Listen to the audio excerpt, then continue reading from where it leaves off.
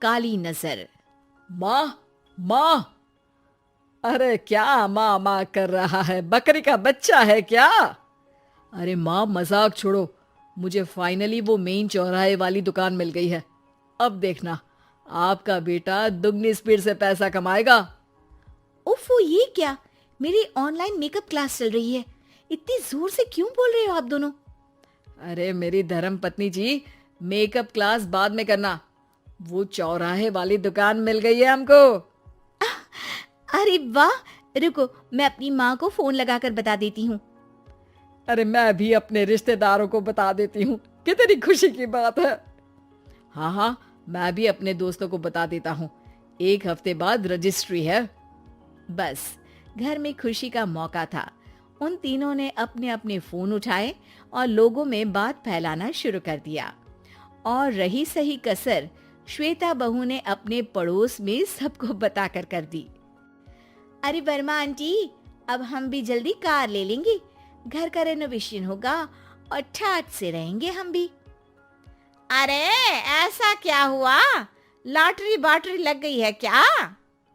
अरे इस बार चौराहे वाली मॉल में हमको भी दुकान मिल गई है। दुकान नंबर 21, जो एकदम चौराहे पर है। अब ग्राहक बढ़ेंगे तो आमदनी भी बढ़ेगी ही ना। अरे वाह, कितनी खुशी की बात है। मैं बहुत खुश हूँ तुम्हें इतना खुश देख के। बाकी एक बात कहूँ, सबको मत बताते फिरना। किसी की नजर लग जाएगी तो खुशी की खबर वापस लौट जाएगी। हैं? ऐसे थोड़ी ना होता है। अब डरा रही हो। अरे सही कह रही हूँ। काली नजर कहते हैं इस चीज को, जब आप किसी को कुछ बताओ और वो काम बिगड़ जाए। अरे लेकिन मैं तो। तुमने सबको बता दिया ना? हाँ, फोन लगा लगा के। अब बच के रहना। काली नजर बड़ी खतरनाक होती है। श्वेता इतनी खुश रहती है कि वो वर्मा आंटी की बात पर ध्यान ही नहीं देती, जबकि पड़ोस में और भी लोगों से खुशी की खबर शेयर करती रहती है। अगले दिन राजेश बहुत दुखी होकर घर आता है। अरे बेटा, क्या हुआ? मुंह क्यों सूजा हुआ है? मधुमक्खी ने काट लिया क्या? माँ, वो दुकान किसी और के पास चली गई। किसी ने ज्यादा भाव लगा दिया। अरे पर बात तो आपसे हुई थी ना उस दुकान वाले की। हाँ, आज मैं टोकन अमाउंट देने गया था, तब मुझे पता चला। कोई आकर सुबह मुझसे पहले ही ज्यादा अमाउंट दे गया। काली नजर। क्या? क्या कहा? वर्मा आंटी ने समझाया था कि किसी को बताना मत, वरना काली नजर लग जाएगी। अच्छा, तुम्हें उनकी बात मान लेनी चाहिए थी। उनकी बात मान लेती, लेकिन उसके पहले ही सबको बता चुके थे ना हम तीनों। अरे अगली बार से ध्यान रखेंगे। कोई भी नई चीज होगी तो किसी को नहीं बताएंगे। तीनों कुछ दिन ऐसे ही रहते हैं, पर एक दिन श्वेता को एक मेल आता है। राजेश, मेरा ऑनलाइन मेकअप कोर्स कंप्लीट हो गया। अब मैं खुद का पार्लर खोल सकती हूँ। अरे वाह, अपने मोहल्ले में ही खोलते हैं।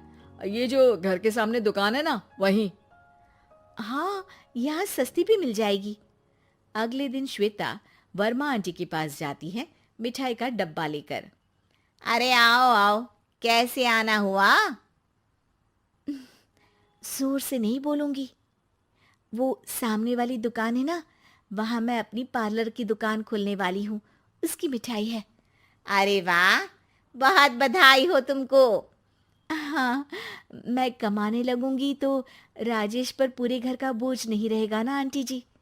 ये तो है। पर ये बता कि तूने ये बात किसी और को तो नहीं बताई ना?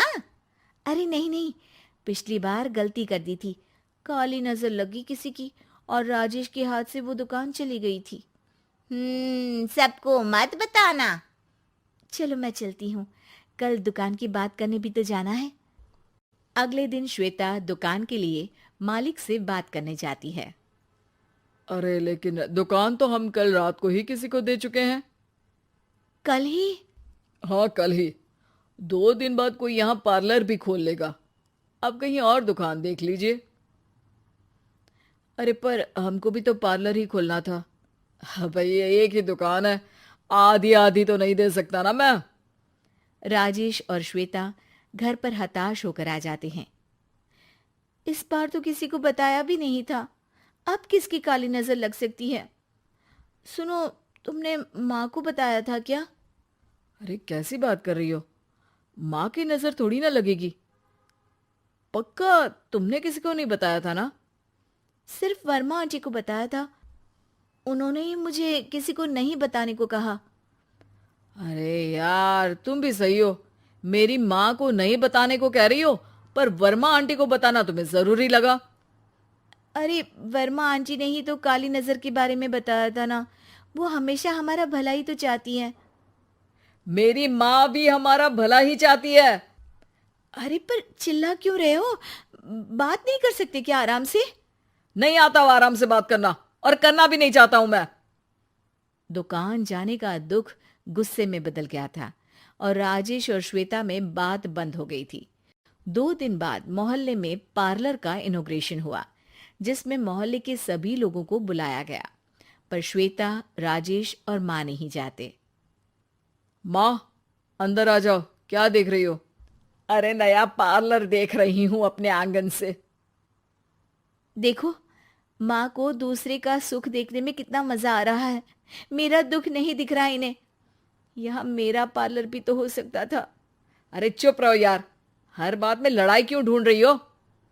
राजेश और श्वेता फिर बहस करने लगते थे। तभी माँ ने दोनों को बाहर बुलाया। अरे जरा देखो तो, दुकान चलाने वाले का बोर्ड पर नाम क्या लिखा है? श्रुति वर्मा। गाड़ी निकाले बेटा, हमें कहीं जाना है। काली नजर का इलाज कराने? राजेश अपनी बाइक निकालता है। तीनों ट्रिपलिंग कर रहे हैं। माँ राजेश को उस मॉल वाली दुकान पर लेकर जाती है जहां राजेश अपनी दुकान खोलने वाला था। यही दुकान लेना चाहता था ना तू? हाँ, पर इनको भी दुखी करने लेकर आई हो क्या यहाँ पर दुकान दिखाकर? वहां काफी नहीं था? अरे श्वेता, थोड़ा सब्र रख, अभी पता चलेगा कि हम यहाँ क्यों आए हैं। बता, इस दुकान चलाने वाले का नाम क्या है? अनुपम वर्मा। कुछ समझ में आया? वो दुकान वाली श्रुति वर्मा, ये दुकान वाला अनुपम वर्मा, और हमारे पड़ोस में हमने उस दुकानों के बारे में बताया किसको था? अब वर्मा आंटी को। मतलब वर्मा आंटी ही हमारा काम बिगाड़ रही है? नहीं नहीं, ऐसा नहीं हो सकता, ये बस इत्तेफाक है। राजेश अपना फोन निकालता है और श्रुति वर्मा और अनुपम वर्मा के नाम फेसबुक पर सर्च करता है, जहां ये दोनों ही वर्मा आंटी के रिश्तेदार होते हैं। श्वेता को समझ में आ जाता है कि वर्मा आंटी की ही नजर खाली नजर है। अब क्या करना है? कोई भी खुशी की खबर हो तो काली नजर से बचना है, यानी वर्मा आंटी से बचना है। अरे पर मुझे ये समझ में नहीं आया कि वो हमारे साथ ऐसा क्यों करेंगी। अरे बेटा, एक सीख है, दूर के आदमी को आपकी तरक्की से कम परेशानी होगी, पड़ोसी को ज्यादा। दोनों माँ की बात में हामी भरते हैं और अगला काम चुपचाप करने की कसम खाते हैं, ताकि आगे से वर्मा आंटी कोई काम ना बिगाड़ सके।